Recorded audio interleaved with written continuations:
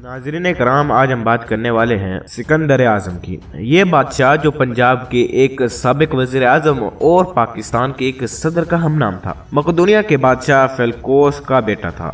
बाप के मरने के बाद गद्दी पर बैठा, जो इसकी सादत की दलील थी। अगर बाप की जिंदगी में भी बैठ जाता तो बाप क्या कर लेता। मुअर्रिखीन ने सिकंदर की शुजाअत और दूसरी सलाहियतों की बहुत तारीफ की है। मशहूर मुअर्रिख सहराब मूदी भी अपनी एक फिल्म स्क्रिप्ट में लिखते हैं कि सिकंदर बहुत अच्छा बादशाह था। सिकंदर यूनान से फौज लेकर निकला और ईरान पहुंचा। ईरान पहुंचते ही इसने दारा मारा और फिर हिंदुस्तान की राह ली। जेहलम के करीब इसकी मुठभेड़ राजा पोरस से हुई। उस जमाने में राजाओं के नाम बड़े और दर्शन छोटे होते थे। वैसे तो गिबत करना बुरी बात है, लेकिन जितनी बड़ी राजा पोरस की सल्तनत थी उतनी बड़ी तो पंजाब के कई जमींदारों की जागीरें हैं। खैर, लड़ाई हुई। चूंकि लड़ाई में एक फरीक का हारना जरूरी होता है और सिकंदर की हैसियत एक मेहमान की तरह थी, लिहाजा पोरस हार गया। सिकंदर के फौजियों ने पोरस को पकड़कर सिकंदर के सामने पेश किया। सिकंदर ने दुआ सलाम राजी बाजी भलो चंगों के बाद पूछा, ए राजा पोरस, बता तेरे से क्या सलूक किया जाए। पोरस ने कहा कि ऐ सिकंदर आजम, हैफ के तू इतना बड़ा बादशाह होकर भी गलत जबान बोलता है। ये जो तुमने जुमला कहा है कि तेरे से क्या सलूक किया जाए, ये तेरे से किस जबान का लफ्ज है? ऐसा तो सिर्फ गुआर बोलते हैं। अब रहा सलूक का सवाल, तो ये भी कोई पूछने की बात है। वो सलूक करो कि जो बादशाह बादशाहों के साथ करते हैं। सिकंदर अब नया नया बादशाह हुआ था, उसे क्या मालूम था कि बादशाह लोग बादशाहों के साथ क्या सलूक क्या करते हैं। इसने अपने दरबारी मुअर्रिखीन से पूछा। इन्होंने मसाले देकर कुछ बताया, जिसकी रोशनी में सिकंदर आजम ने वो किया कि जिसका उस वक्त कोई भी सोच ना सकता था। सिकंदर ने खड़े खड़े तलवार निकालकर पोरस की गर्दन उड़ा दी। बाद में पोरस बहुत पछताया कि इसने ये अहमकाना फरमाइश की ही क्यों थी। बाज़ तारीखों में ये वाक़या और तरह का आया है।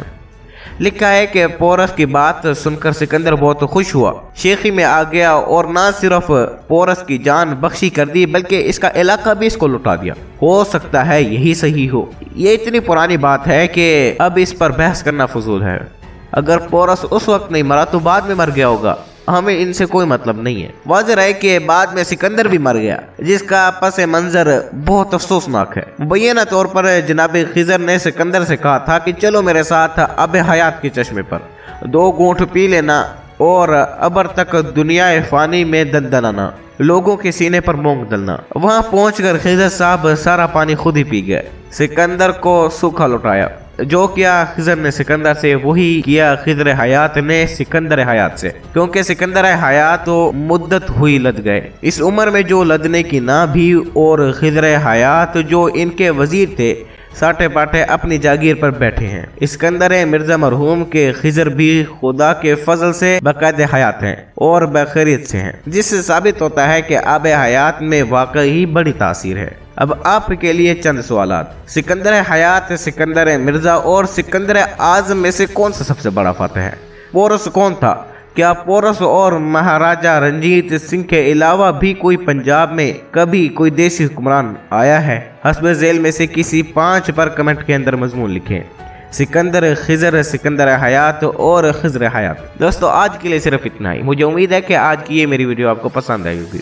अगर पसंद आई है तो इस वीडियो को लाइक करें, अगर नहीं पसंद आई तो डिसलाइक करें, और अगर बिल्कुल ही नहीं पसंद आई तो मेरे इस चैनल को सब्सक्राइब और इस वीडियो के ऊपर कमेंट करें। मिलते हैं नेक्स्ट वीडियो में, तब तक के लिए दें इजाज़त। अस्सलामु अलैकुम व रहमतुल्लाहि व बरकातुहू।